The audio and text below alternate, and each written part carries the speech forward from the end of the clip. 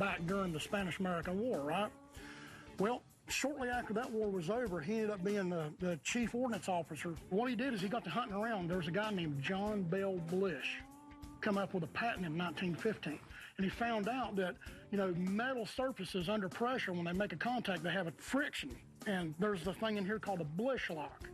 So what John Thompson did is in 1916, he formed his own company called Auto Ordnance, utilizing the Blish lock in these guns. So basically what this is a friction-delayed blowback design.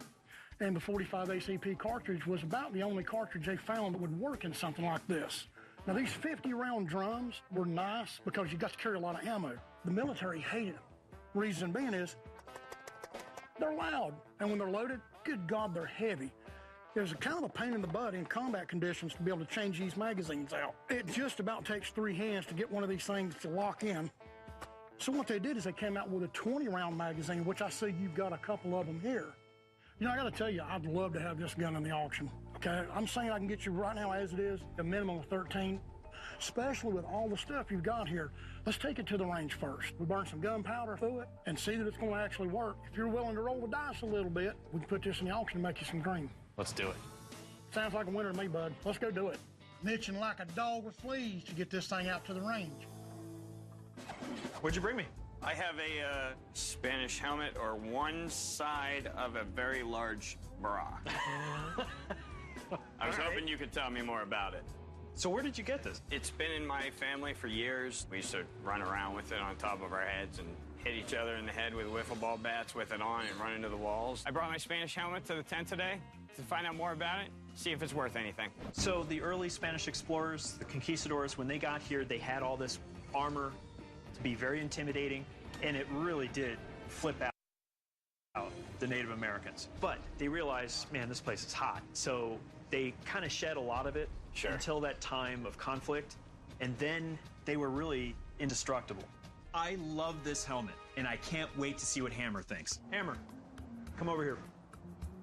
This has been in their family for who knows how long. As kids, they'd wear this and hit each other over the head with wiffle ball bats. This is something that, the conquistadors could have worn here, but they are making reproductions of these. The outside is going to be nice and smooth. The inside, you're going to want to see hammer marks and indentations. Sure. And then this split on the side, that's from hand forging, and it's called delamination. But if you look on the inside, there's a period repair. Oh, I didn't even notice that. The patch. Yeah. It's like a tire patch, huh? And that is, dead giveaway. It's absolutely real. That's fantastic. This is called a Cabasset. And this is a helmet that dates around 1580 to about 1610. What do you think the value on something like that is? Everybody wants to have something from the colonial period, and especially real armor.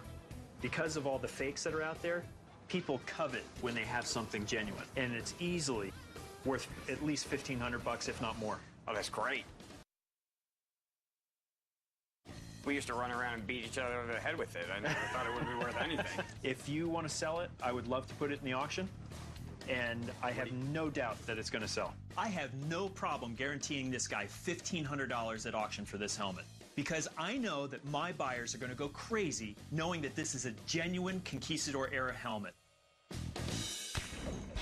I'm at the test range about to pull the trigger on a fully automatic Tommy gun. Now, if this thing fires, we're talking at least $13,000 in the auction. If it don't, I'm afraid I can't put it in. This right here is the gun that made the 20s roar. Every time I hold a gun like this, I just get to feel a history. And what part of history sticks out in mind the most? Prohibition, right?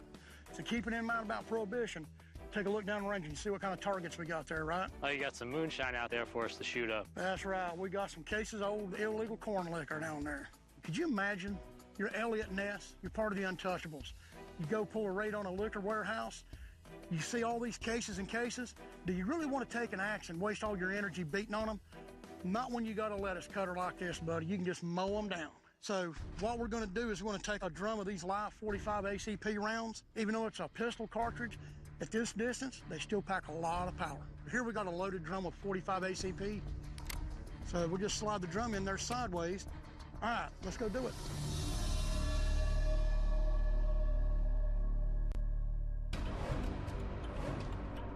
chomping at the bit to test out an authentic Tommy gun. If this thing can pump out a 50-round drum without a hitch, we're looking at least $13,000 at auction.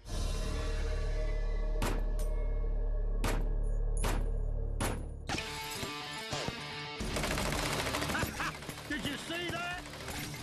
Right there, buddy, the $13,000 shot. A lot of money for the gun, a lot of money lost for the bootleggers. That was really awesome to see all those bottles of moonshine explode. It just showed how much power that Thompson had. But I tell you what, I am just glad that you brought this thing out here today, man. Had a blast playing with it, unintended. Yeah, it was my pleasure. That was awesome. We're going to get that guy at least $13,000 for it in the auction.